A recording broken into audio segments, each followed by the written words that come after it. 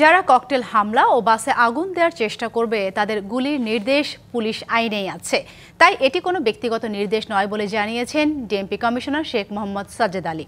তিনি বলেন, ঢাকাবাসীর জানমালের নিরাপত্তা দিতে আইন প্রয়োগ করবে পুলিশ। সকালে ডিবি কার্যালয়ের পাশে সাইবার সাপোর্ট সেন্টার উদ্বোধন শেষে সাংবাদিকদের প্রশ্নের জবাবে এসব কথা বলেন তিনি।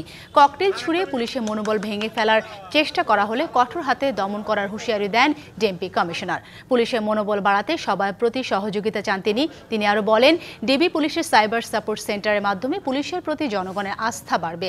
নিরাপদ বাংলাদেশ গড়তে সহায়তা করবে এই টিম।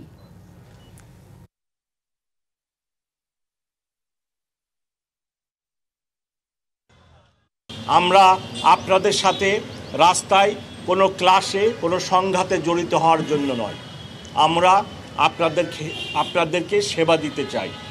আপনারা যে কাজটি করতে চাচ্ছিলেন সেটি করলে সমাজে, ঢাকা শহরে, দেশে একটা অরাজকতাপূর্ণ পরিবেশের সৃষ্টি হবে।